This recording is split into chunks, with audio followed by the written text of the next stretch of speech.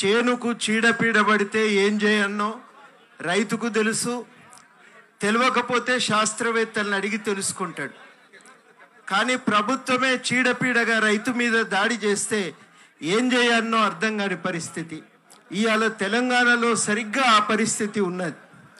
ఈ గవర్నమెంటే, కేసీఆర్ ప్రభుత్వమే రైతుకు పట్టిన పెద్ద చీడగా తయారైండు. వ్యవసాయము దండుగా కాదు పండుగ అనేటట్టు చేస్తున్న వ్యక్తి ఇవాళ ఆ వ్యవసాయం నిలబడలేని పరిస్థితికి తీసుకొచ్చిండు. మీరు ఇవాళ తెలంగాణలో ఏ కల్లంలకు పోయినా, ఏ రైతును కలిసినా ఒకటే మాట మాట్లాడుతున్నాడు, ఇది బతకటం కష్టం, ఇట్లనే అయితే వ్యవసాయం నడవదు, ఇక చెయ్యలేము అని చెప్పి రైతు మాట్లాడుతున్నాడు. ఇంత కష్టపడి పండించింది మా కోసం కాదు కదా, నలుగురికి తిండి దొరకాలని కదా, మమ్మల్ని ఆదుకోకపోతే మమ్మల్ని ఇట్లా చూస్తే మేము ఏం చేయాలి, ఎట్లా బతకాలనే మాటే అడుగుతున్నాడు. ఇవాళ మొత్తంగానే రైతులు లేవనెత్తుతున్న సమస్యలు 3 రకాలుగా ఉన్నాయి. మొదటిది కల్లాల దగ్గర వివక్ష, దోపిడీ జరుగుతున్నటువంటి అన్యాయాలు మనకు కనబడతా ఉన్నాయి. క్వాలిటీ బాగలేదని తరుగు పేరుతో విపరీతంగా తీసేస్తున్నారు. ఆ కల్లాలలో కనీసమైన సౌకర్యాలు లేవు. చలికి పడుకొని గడ్డగట్టిపోతున్నారు, గుండాగి చనిపోతున్నారు, విష సర్పాలకు కాటుకు బలైపోతున్నారు. అక్కడ కనీసంగా రోజు పొద్దునొస్తే సాయంత్రం దాకా ఉంటారు, కానీ గవర్నమెంటు జీవోలో చెప్పిన ఏ ఒక్క వసతి కూడా అక్కడ లేవు. ఇది ఇవాళ కల్లాలలో ఉన్నటువంటి పరిస్థితి. నిన్నగాక మన దగ్గర రాజ్యాంగ దినం జరిగింది.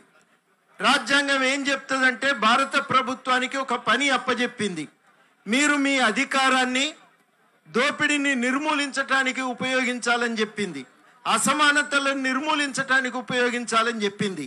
కానీ ఇవాళ అంగళ్ళల్లో ప్రభుత్వం తను నిర్వహిస్తున్న కొనుగోలు కేంద్రాలలో ఈ దోపిడీని నిలువరించలేని పరిస్థితి కనబడతా ఉంది. మిల్లర్లు, అక్కడ ఉన్నటువంటి స్థానిక నాయకులు కొంతమంది కలిసి ఇవాళ కమిషన్ల కోసం రైతు జీవితాన్ని తాకట్టు పెడుతున్నారు. ఇది నిజానికి ఏం పెద్ద కష్టమైన పని కాదు. లారీలే దొరుకుతలేవని అంటారు. సిరిసిల్ల పోతే రైతులు ఎక్కడ చూసినా ధర్నాలు చేసిండ్రు, మాకు లారీలు దొరుకుతలేవని. నిన్న ఒక రైతు మాతో ఒక గొప్ప మాట అన్నాడు, రోజుకు 500-600 లారీలు ఇసుక తీసుకపోతాయి మానేరు నది నుంచి, వారం రోజులు ఆపితే మొత్తం ధాన్యం రైసు మిల్లుల్లోకి చేర్చొచ్చు, ఎందుకు ఆపరని అడిగాడు. ఎందుకు ఆపరంటే అవి వాళ్ళ లారీలు కాబట్టి వాటిని ఆపటానికి వాళ్ళు ఇవాళ సిద్ధంగా లేరు. ఇవాళ ఈ చిన్న చిన్న విషయాల్లో సహాయం చేసిన ప్రభుత్వం ఈ దోపిడీ ఆగిపోతుంది, ఒక న్యాయం రైతుకు అందుతుంది, న్యాయసమ్మతమైనటువంటి ధర రైతుకు దొరుకుతుంది. కల్లాలల్లో ఆలస్యం అయ్యేసరికి వాన కొట్టుకపోను, ఆడ మొలకలు ఎత్తినటువంటి వరి కొన్ని దిక్కుల పోతేనైతే ఆ వరి మొలకలు దాదాపు నాటేసేటువంటి స్థాయి దాకా ఎదిగిపోయినాయి. అంత దుర్మార్గమైనటువంటి పరిస్థితి ఉంది. రెండో సమస్య, ఇవాళ రాష్ట్ర ప్రభుత్వం ఏమంటది, ఈ ధాన్యం కొనుగోలుకు సంబంధించి ఇవాళ రాష్ట్ర ప్రభుత్వం ఇప్పటికీ కూడా దీన్ని వేగంగా పూర్తి చేయటానికి ఒక ప్రణాళిక ప్రకటించలేదు. ధాన్యం వస్తుందని ప్రభుత్వానికి ఎరుకైనప్పుడు ప్రణాళిక వేసుకొని సకాలంలో కొనుగోలు చేసి ఆ ధాన్యాన్ని సరిగ్గా మిల్లులకు చేర్చడం అనేది ప్రభుత్వం బాధ్యత తీసుకోవాలి. మీ మీటింగులు అయితే ఆర్టీఓకు చెప్పి వెంటబడి బస్సులు మీ మీటింగ్కు తిప్పుకపోతారు కదా, రైతుకు అవసరమైతే అదే ఆర్టీఓ ఈ లారీలను తీసుకొచ్చి ధాన్యాన్ని ఎందుకు తరలించట్లేదని చెప్పి ఇవాళ సూటిగా అడగవలసినటువంటి అవసరం ఉంది. ఇది ఇవాళ ప్రభుత్వం అనుకుంటే సాధ్యమవుతుంది. ఒకవేళ ప్రభుత్వం ప్రణాళికాబద్ధంగా వ్యవహరించకపోతే ఇంకొక నెల రోజులు పట్టే ప్రమాదం ఉంది. ఈ నెల రోజులు ఇట్లే అయితే మా బతికేం కావాలి, ఏసంగి పొలాలు ఏం కావాలి.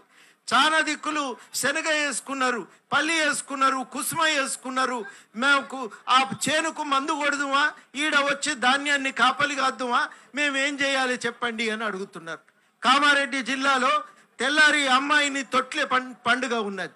ఆ రాత్రిపూట కావలి కాయడానికి పోయిండు ధాన్యం కాడికి, విష సర్పం కాటేస్తే ఆ అమ్మాయి తొట్లే వేసుడేమో కానీ ఈయన పాడెక్కే పరిస్థితి వచ్చింది. ఇది వాళ్ళ జరుగుతున్నటువంటి పరిస్థితి. తీరా కల్లాల నుంచి మిల్లు దగ్గరికి పోయినాక మిల్లు యజమాని ఎంత అంటే అంత అప్పచెప్పి రావాల్సి వస్తుంది. నిన్నో రైతు నాతో అన్నాడు, కాష్టానికి పోయిన పీనుగు ఎట్లయితే తిరిగి రాదో, మేము పండించిన ధాన్యం కూడా మిల్లు దాకా పోయినాక అది అప్పచెప్పుడే తప్ప మేము మళ్ళీ తీసుకురాలేం కదా సార్.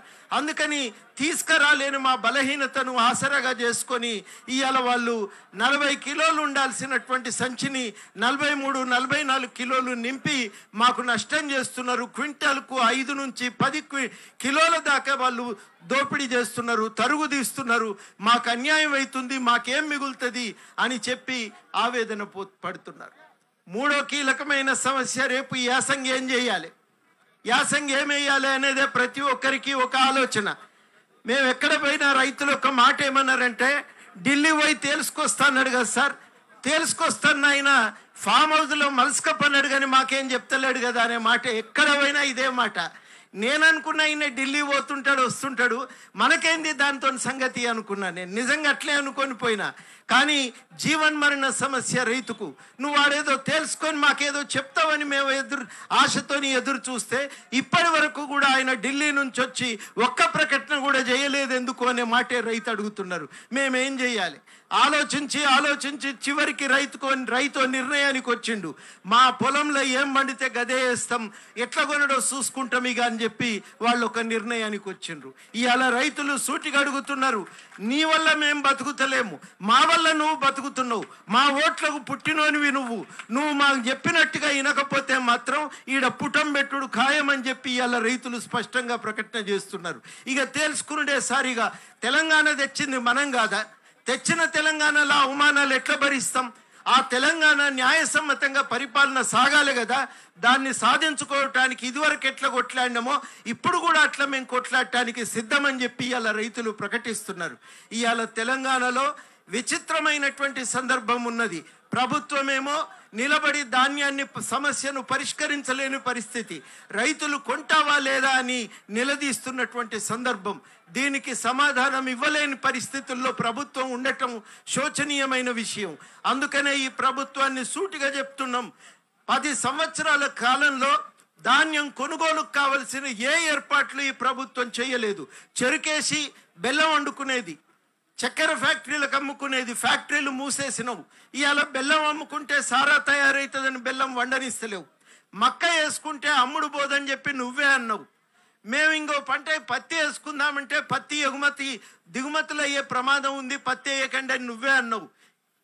జొన్న వేసుకుంటే మా కూళ్ళు కూడా గిట్టుబాటు కావు, మేము ఏం పండియాలి సార్ ఇంత కాకరికి అని చెప్పి ఇవాళ ప్రశ్న అడుగుతున్నారు ప్రతి ఒక్కరు కూడా. వెనకడికి ఒక కవి చెప్పినట్టు కాళోజీ గారే ఏమన్నారంటే, ఒకడు తెలుగు రాదంటాడు, ఒకడు ఉర్దూ రాదంటాడు, ఇంతకు నాకేమొస్తుందో నువ్వన్న చెప్పు అని. ఇవాళ రైతులు అదే మాట అంటున్నారు, నా దగ్గర పొలంలో ఈ పంట తప్ప ఇంకో పంట పండదు. 100 పొలాలు, మీరు ఇంకా కొన్ని పొలాలలోనైతే ఈ వరి తప్ప ఇంకోటి పండనే పండదు. మేము ఏమేయాలి? నీళ్లు అధికమాయే, కోట్ల రూపాయలు పెట్టుబడి పెట్టి నీళ్లు తెస్తివి, ఇన్ని నీళ్లు తెచ్చి ఇవాళ వరి వద్దంటే మేము ఏం చేయాలని చెప్పి ఇవాళ రైతులు సూటిగా ప్రశ్నిస్తున్నారు. ఇది వాళ్ళ సీరియస్ ప్రశ్న.